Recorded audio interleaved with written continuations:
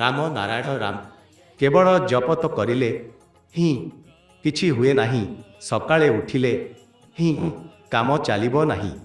ଯଦି ଦାନ୍ତ ଗନ୍ଧ ହେଉଛି ତେବେ ତାହାକୁ ପରିଷ୍କାର କରିବା ଦରକାର, କାରଣ ଗନ୍ଧ ଦାନ୍ତ ଦ୍ୱାରା ପେଟ ରୋଗ ହୁଏ। ଏହି କାରଣରୁ ଦାନ୍ତକୁ ଭଲ ଭାବରେ ପରିଷ୍କାର କରିବା ଦରକାର। ଯେପରି ହେଉ ମୁହଁ ପରିଷ୍କାର କଲେ ହିଁ କାମ ହେବ ନାହିଁ।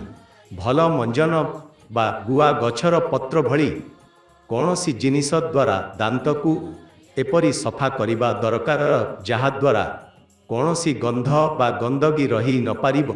ଏହା ମଧ୍ୟ ଆଧ୍ୟାତ୍ମିକତାର ଗୋଟିଏ ଅଂଶ ଅଟେ।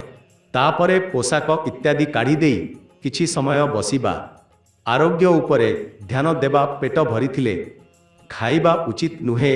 ଯଦି ପେଟ ଭାରି ଅଛି ଓ ତୁମେ ଦୁଧ ପିଅ ତେବେ ଢେକା ଆସିବ, ଗ୍ୟାସ ହେବ ଓ ବିଭିନ୍ନ ପ୍ରକାର ଚିନ୍ତା ଅସୁବିଧା ଲାଗିବା, କାମ ଉପେକ୍ଷା ଇତ୍ୟାଦି। ଶରୀର ସଫା ନ ରଖିବାର ଫଳ ଯେପରି ସହଯୋଗ ପାଇଁ ଦାନ୍ତ ଓ ଶରୀର ଅଙ୍ଗକୁ ସଫା ରଖିବା ଦରକାର। ମଳ ଓ ମୂତ୍ର ତ୍ୟାଗ ସମୟରେ ପାଣି ବ୍ୟବହାର କରିବା ବିଶେଷ ଆବଶ୍ୟକ।